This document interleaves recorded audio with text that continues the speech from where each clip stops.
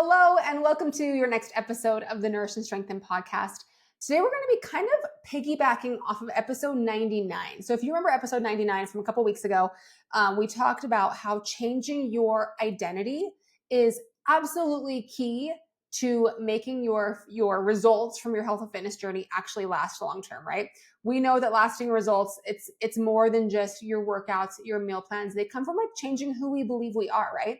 So today, we're going to walk you through the process of breaking limiting beliefs, okay? And this is going to allow you to step into a new and better version of yourself who actually reaches your goals. So we're going to talk about how your thoughts, feelings, emotions, and actions all connect to create your results, and also why questioning your beliefs is going to be so powerful. So if you have ever been like stuck in this cycle of self-doubt and frustration, this episode is going to be what you need, okay? It's going to give you tools to stop listening to every thought, every limiting belief you have, and how to break through those, okay?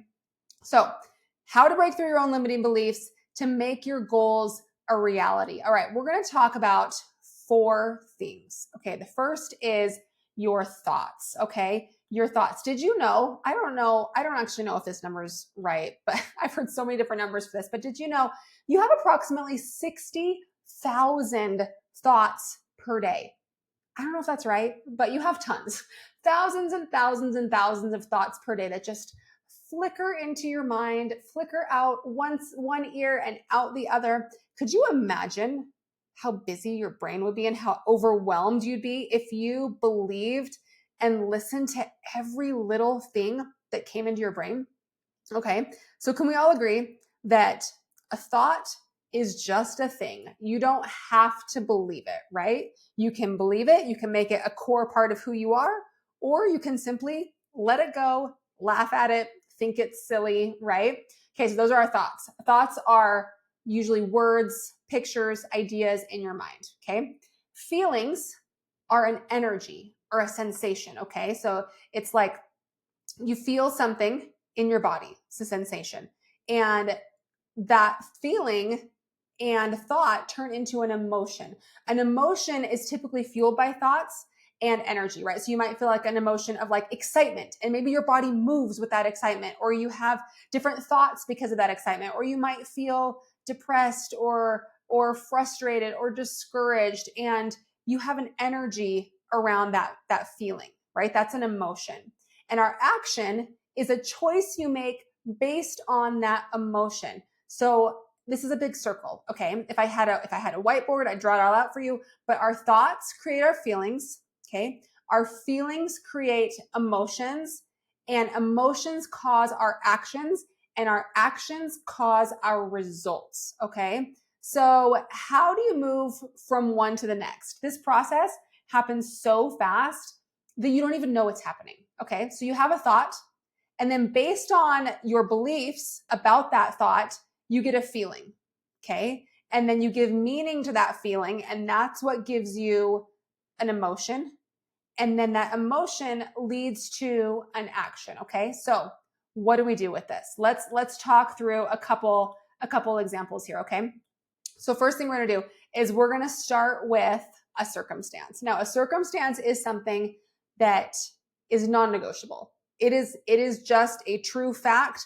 I am sitting here at my desk. My desk is wood. It's made of wood. No one can come in here and convince me differently because it just is. The circumstance is the room I'm in is white. My desk is made of wood. The circumstance might be it is raining outside. No one could argue like, no, it's not, it's sunny if it was really raining outside, right? Okay, so circumstance, we're going to start with your weight stayed the same this week. Okay, we're going to do the same circumstance and 2 different thought processes around it. Okay, so for example, if your thought or your goal, let's say your goal is weight loss, and your thought was, I should have lost weight this week, but your weight stayed the same. Your feeling might be like a little bit uncomfortable, right? And your emotion might be frustration, hopelessness, and you feel like I'm never going to reach my goals because I should have lost weight and I didn't. And so, see, I'm never going to do this. And so your action is you overeat all the cookies in the house, and your result is that you continue to not lose weight because you continue to eat all the cookies in your house, because you continue to feel frustrated, discouraged, hopeless, and all these things, right? We're working backwards here, okay? Now let's try a different thought process. So the circumstance is the same. Your circumstance is still, my weight stayed the same this week. Now let's say, can we all agree that weight staying the same is not always a bad thing? Sometimes, oftentimes, it can be a very good thing. Okay, so let's say you're in a maintenance phase and your goal is weight maintenance, and you think, based on your weight staying the same this week, see, I did it. I maintained my weight. That was my goal. I'm so good at this. And then your feeling might be, and your emotion might be, you're happy, you're satisfied, you're at peace, you're proud of yourself, you feel accomplished.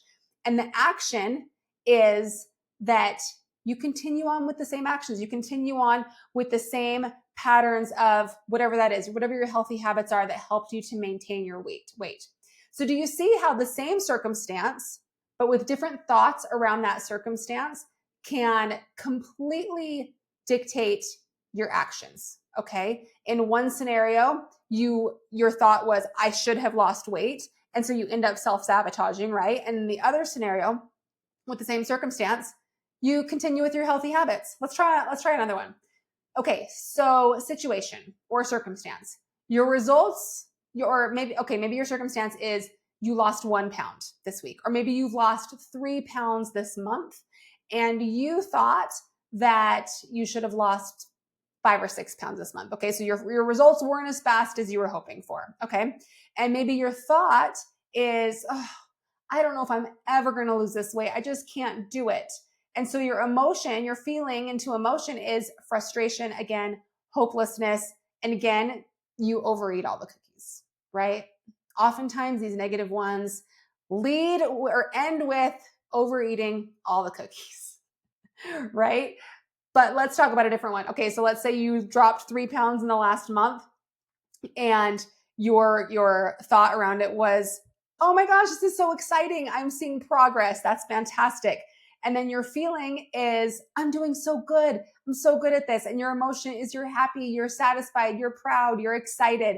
And your action is you continue following your plan and continue seeing results. Do you see how multiple different examples of the same circumstance, but different thoughts around it lead to different actions? Okay. So that is one way to deconstruct your thoughts. Okay. That's one way. Now I want to present you a question that you can ask yourself. Any thought that you have. So if we've decided that our thoughts dictate our actions, right? We talked about that cycle. Now I want you to ask yourself about a thought you have. Is this true? We have to learn to question our beliefs. If you remember my guest, Travis Dalrymple, we talked about this with him as well. So we want to question our beliefs because we do not have to believe every thought we have, especially when they're thoughts about ourselves, right? So maybe that thought of, I'll never see results, I can't lose weight. Is that true? If you were to ask other people, would they say that's true? Maybe some people might, if they're not very nice, but most people would say, no, you can do it. I know you can. I believe you can. So that is a belief you can adopt from someone else, right? You can choose your beliefs, you can choose your thoughts, and you can choose, like I said at the beginning, which thoughts you latch onto and you make a part of you, and which ones you just kind of blow away with the wind. And you could totally think, I'll never reach my goals. You're like, is that true? Even if you have no reason to believe it's not true, maybe you don't want to believe that. You don't have to believe it. You could say, that's silly. Of course I'm going to reach my goals. Absolutely. Might it be a little slower than I thought? Sure, maybe, but I'm absolutely going to reach my goals. And that could be the thought and the belief that you choose to listen to. Okay. So let's kind of dive into a little bit more about what our beliefs are and what thoughts we have. Okay. So let's kind of talk about what a limiting belief is. We have a couple different places or ways we can categorize our thoughts. Okay. So we have the present right now. That is this moment, you listening to this podcast, me right now recording this podcast. Maybe you're in your car, maybe you're at the gym, maybe you're cleaning your kitchen, whatever it is right now. Okay. Then we have the future, anytime forward from right now. And we have the past, anytime before. Okay. Before now. Then we have things that are positive beliefs. Okay. So positive beliefs, about right now are kind of fantasies, right? I wish right now I was on the beach in Hawaii. That's a fantasy. Or on the negative side of thoughts about right now would be fear. Oh my gosh, I hope that my kid is not, getting into trouble right now, wherever he or she is. That's like a negative belief about right now. That's a fear, right? Okay, so we have positive, we have negative. Now let's move forward. Okay, in the future positive beliefs are it's gonna all be better when my kids go back to school. I'm gonna have so much more time. That's why I can't do this right now, because in the future, it's gonna be better. Okay. And then we have future negative beliefs. This is like anxiety, like, oh, it's all going to go wrong. Nothing's going to work out for me. I'm going to lose my job. I'm going to sabotage myself, whatever it is, right? Then we have past positive beliefs. And that's like, oh, it was so much better back then when I had X, Y, and Z, when I was, in college and things just came easier to me or whatever. Or past negative beliefs that it shouldn't have happened that way. And that's why I'm here in this position I am, because I shouldn't have lost my job. I shouldn't have XYZ, right? It shouldn't have happened this way. Okay. So those positive and negative beliefs about the future and the past are limiting beliefs. Okay. If you're thinking it'll all be better when, that's kind of a limiting belief, because it is taking your power away from now. If you're thinking it's all going to go wrong in the future, nothing is going to work out for me, that's absolutely a limiting belief, right? All of these limiting beliefs, positive or negative, in the past or the future, are taking your power away from what you can do right now. Okay. And most people live there, right? Most people live in either anxiety about the future or like one, or just kind of living in the past, right? And so all of this, it was better when, or it shouldn't have happened this way, or it'll all be better soon, or everything's going to go wrong. I want you to question these things, because these are all limiting beliefs. I want you to question, how do you know that? Okay. So maybe like, nothing's going to work out for me. How do you know? How do you know? How do you know that? Or maybe think, is this absolutely true? Do you know without a shadow of a doubt that you're not going to lose this 30 pounds? No, you don't know that. How do you know? Okay. If you were to ask someone else, would they also agree? If you were to ask 10 other people, would every single person agree that you can't lose the 30 pounds? No, probably not. Right. So the key here, 2 ways to break those limiting beliefs and become the person you want to be, reach those goals and make them stick. 2 things. Okay. 1, question your thoughts. Is this thought absolutely true? And would everyone accept this as true, right? Would everyone agree?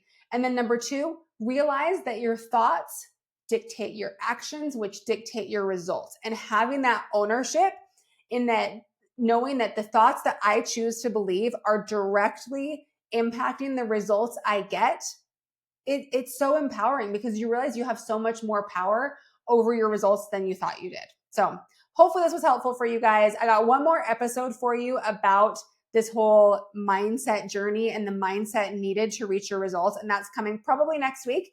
But don't hold me to it. We'll see. It'll be up in the next couple weeks. But hopefully that was helpful for you guys. And hopefully it helps you kind of identify that negative self-talk, those limiting beliefs, and helps you just kind of question it, because you don't have to believe it. You get to choose the thoughts you want to believe, especially when they're about yourself. So hopefully this helped, and I'll see you guys next week.